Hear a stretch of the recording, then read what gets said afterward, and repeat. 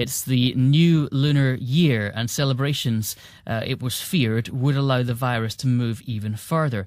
Though the festivities have been significantly pared back across the country, there were celebrations in the capital, Beijing.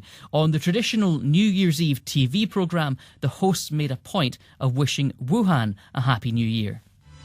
我们给大家拜年，加油，武汉！加油，中国！ So clearly lots of Chinese people were watching this year's celebrations from the relative safety of their own living rooms. But what would China normally be like on Lunar New Year? A question for our China media analyst, Kerry Allen. From the stroke of midnight, you'll normally get families still awake. It's not like people go to bed and treat it like any other day. You'll get firework demonstrations in the street. You'll get people gathered together. This is not happening this year throughout the country, not just within the province of Hubei. People are being encouraged not to go into crowded spaces. Cinemas, for example, across the country are closed and films are not being screened. People are being told, stay at home. These days, I imagine, would see people travelling around an awful lot. Is this going to have a significant effect on Chinese people who have repositioned themselves in preparation for the holiday? Yes, absolutely. I mean, one of the things we have to factor in now is that the new year has started, so people are going to start travelling again.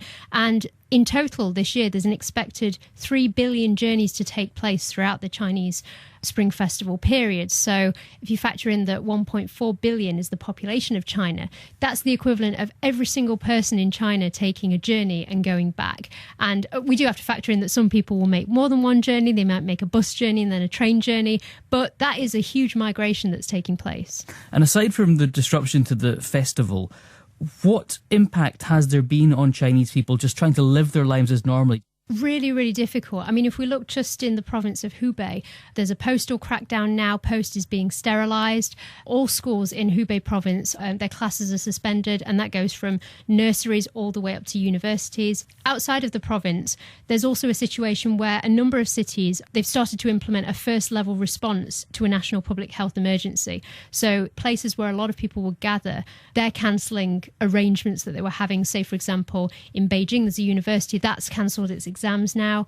And in fact, a mental health hotline has been set up today within Hubei province so that people who are literally trapped within the region can call if they just want someone to talk to. Are you sensing fear?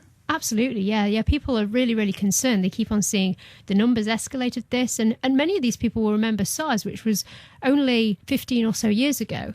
At the same time, the government is telling people not to panic. There's a lot of positive campaigns. There are medical specialists who are doing interviews with media and saying that they dealt with SARS and that this is nowhere near as serious and it can be contained. So it's encouraging people, as long as you stay out of crowded areas, wear face masks if you do need to go out, wash your hands frequently, and you try to look after yourself, you should be okay.